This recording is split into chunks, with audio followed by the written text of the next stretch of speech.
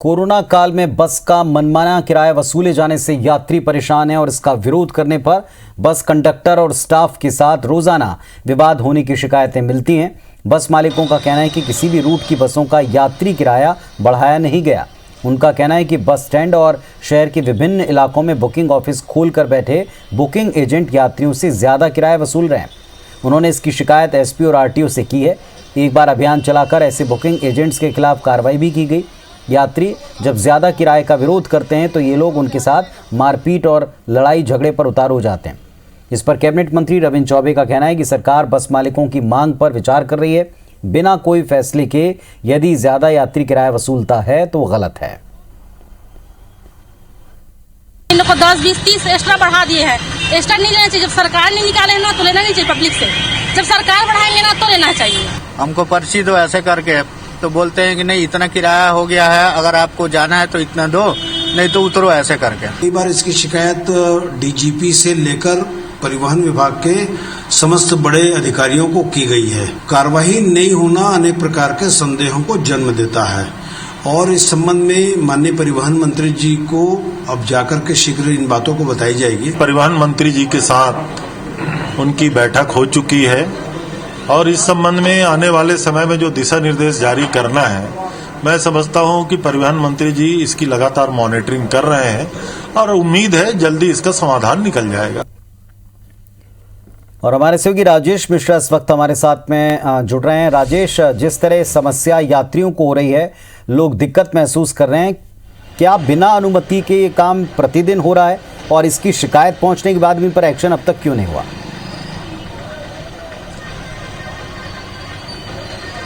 देखिए, इसमें सबसे गंभीर बात यह है कि जब यात्री टिकट लेकर बस में चढ़ता है और ये पता करता है कि भाई जगदलपुर का या नागपुर का किराया कितना है, तो जब वो किराया बताया जाता है और उससे ज्यादा किराया देकर वो बस में चढ़ रहा है, तो इस तरह की शिकायतें बहुत मिल रही है और काफी गंभीर मामला है। और यात्रियों का ये भी कहना है, जैसे आपने भी कुछ यात्रियों की बातें सुनी होगी, हमने भी बस स्टैंड में खड़े, हमने भी बहुत सारे यात्रियों से बातचीत की। सबका ये कहना है कि जब अधिक किराया वसूले जाने की शिकायत वो करते हैं, बोलते हैं कि अधिक किराया क्यों वसूला जाता है, तो स्टाफ द्वारा उनके साथ बदतमीजी की जाती है, दुर्व्यवहार किया जाता है। और इस समय इस पूरे मामले को लेकर जो बस मालिक हैं, यातायात परिवहन महासंघ है, उनके लोगों का ये कहना है कि ये जो किराया वसूला जा रहा है, जो उनकी जो ऑफिसेस हैं, जिनकी बसें चल रही है, उन्होंने तो अपना कोई किराया नहीं बढ़ाया, मगर बस स्टैंड में और शहर के बहुत सारे इलाकों में जो बुकिंग ऑफिस खोलकर बैठे हुए हैं, वो लोग मनमाना अपने हिसाब से किराया वसूलते हैं और पर्ची देकर हमारी बस में भेज देते हैं और वहां फिर विवाद की स्थिति निर्मित होती है।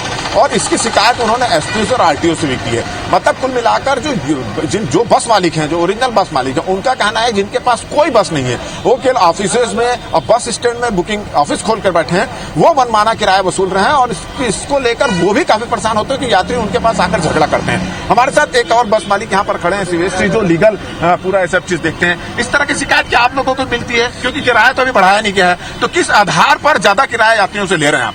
निश्चित रूप से अगर कोई यात्री किराया ज्यादा लेता है तो गैर कानूनी है, अलोकतांत्रिक है और मोटर व्हीकल एक्ट में भी ये प्रावधानों के विपरीत कहा गया है।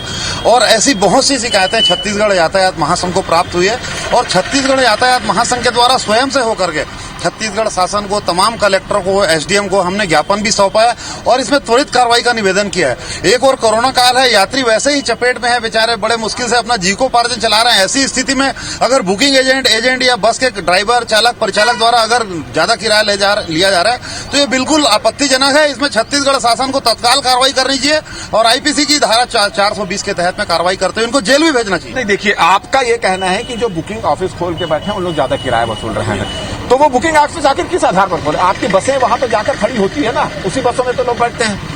बसें खड़े होती है, लेकिन जो हमको जो किराया प्राप्त होता है आम बस मालिक को, वो जो छत्तीसगढ़ शासन परिवहन विभाग द्वारा अधिकृत किराया है, वो किराया प्राप्त होता है। लेकिन एडिशनल अगर अपना जोड़ करके अगर कोई किराया चार्ज करता है बुकिंग एजेंट, तो उसके ऊपर निश्चित रूप से कार्रवाई होनी चाहिए। तो आप लोग क्या भविष्य में ऐसा कुछ निर्णय लेंगे बैठ के कि आपके नाम में, जैसे कई जगह हम देखते हैं कि महिंद्रा ट्रेवल्स, काकेश ट्रेवल्स, बहुत सारे ट्रेवल्स का बोर्ड लगा के लोग बैठ रहे थे, तो लोगों को भ्रम होगा निश्चित रूप से। तो इस पर किस तरह से रोक लगे? इस तरह से जहां पे भी अगर हमको बुकिंग जो व्यक्ति बैठा है बुकिंग एजेंट बन करके अगर वो ज्यादा किराया ले रहा है, तो निश्चित रूप से उसको बुकिंग के पद से हटाया जाएगा और जो सामान्य ईमानदार व्यक्ति है उसकी नियुक्ति की जाएगी, क्योंकि ऐसी शिकायत विधि मान्य नहीं है।